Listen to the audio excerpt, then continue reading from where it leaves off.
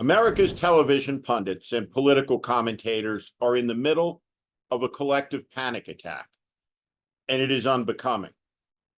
The most important thing to remember about American politics is a day can be an eternity, and there are hundreds of eternities between this day and Election Day. The question at hand will be America or Trump.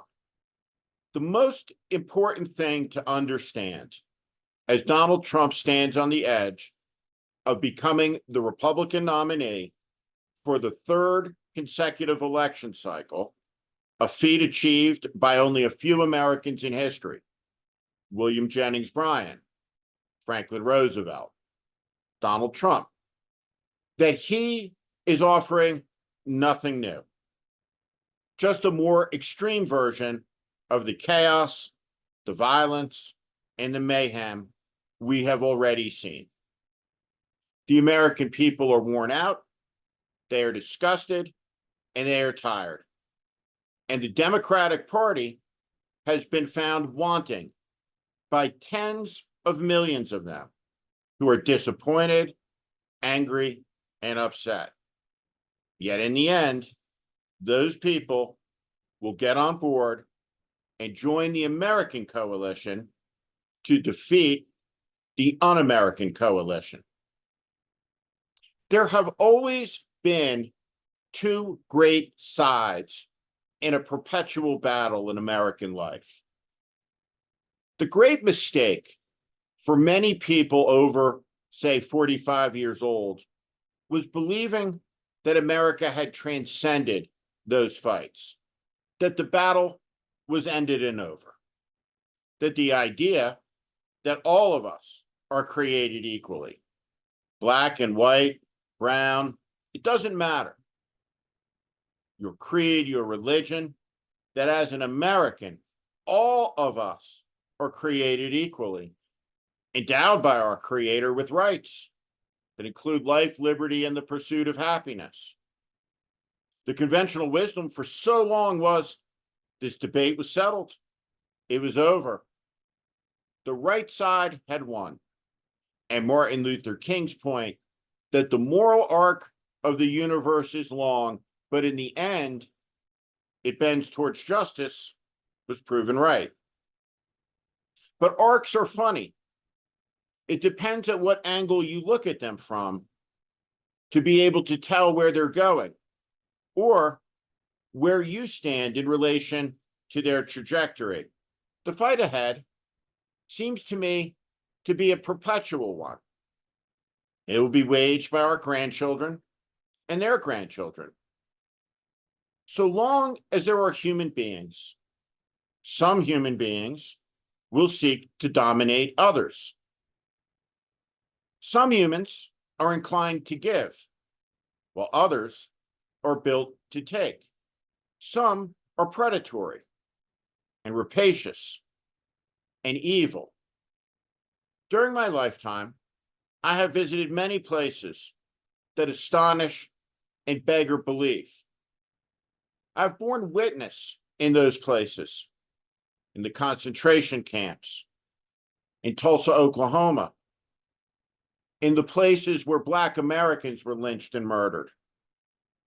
I've borne witness in my lifetime to the awful things that human beings can do to one another. There is no bottom to the evil that humans are capable of doing each other when the power of the state combines with a dogma and a cult of personality. That's what this election is about. It's not a referendum on who we are, but who we will become. Donald Trump has made perfectly clear he's running for revenge and retribution. There are stories in American newspapers that talk openly about Attorney General Stephen Miller. Of course, he'll never be confirmed, but in a lawless Trump second term, he wouldn't have to be. He would just be acting Attorney General. Democracy in America, liberty, however you choose to think about it, won't extinguish overnight. It's not like a light switch. America won't wake up one morning and suddenly be festooned by Trump banners like it's the Christmas season, but in an authoritarian sense. It will be gradual and it will be slow, but the signs are there already. There is a 34-year-old Black woman in Ohio. She's being prosecuted by a zealous prosecutor over a miscarriage. The first time she went to the hospital, doctors didn't convene, an ethics panel did. And they debated for 8 hours about what to do because the fetus was 21 weeks and 5 days. And the Ohio law at 22 weeks makes it a law enforcement matter. A Black woman who had a miscarriage and put the remains of the fetus in the toilet is now being prosecuted by a white man for mishandling a corpse that died in utero. Understand, this is a loss of democracy, of liberty and freedom. It may not be felt in the same way yet by a white man or a millionaire, but it will ultimately. When democracy is lost, it will be lost first by the people who've never tasted it in the first place or experienced it maybe peripherally.